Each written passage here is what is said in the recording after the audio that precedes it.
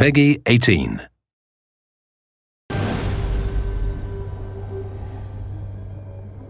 When we wrapped Dishonored 1 and the DLC, we started thinking about Emily Kaldwin as protagonist. It became kind of a bit of an obsession for us. Welcome, Lady Emily Kaldwin.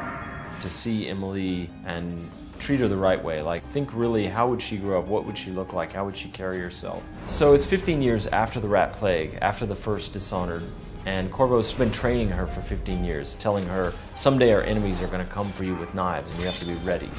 An otherworldly usurper takes the throne. For the first time, as an adult, driven out of her home, she has to flee. And so the contrast for her is huge. She was an empress one day, the next day she's on the run. And she's trying to unravel the Duke of Serkonos and his allies in order to win back her own throne. And so part of it is just like, take back what's yours. But at the same time, she begins to see the corrupting influences of bad leadership. Her motivation becomes, I need to take back the empire so that I can do right by the people. When we decided that Emily got to have her own powers, they needed to be interesting enough to be as cool as Corvo's.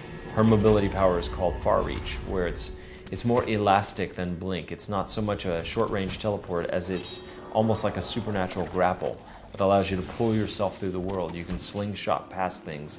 You can grab people and pull them toward you and assassinate them in midair. You can pull objects toward yourself. Far Reach can be upgraded in different ways. Domino is that power that allows you to link the fate of characters in the world, and whatever happens to one happens to the other. If you look at her powers, most of them are befitting of an empress. She can link people together so that they share the same fate. She can mesmerize a crowd of people.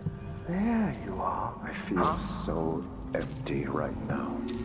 She's also a young woman who lived a pretty privileged life, punctuated by a brief time of darkness. All hail Her Imperial Majesty, Emily Kaldwin. She uses Shadow Walk and she becomes this inky monstrosity, and then for a brief time does some terrible things and then goes back to being the person that she normally is. And then it gets a bit crazy because Emily also has the power of doppelganger, where she can create a reflection of herself.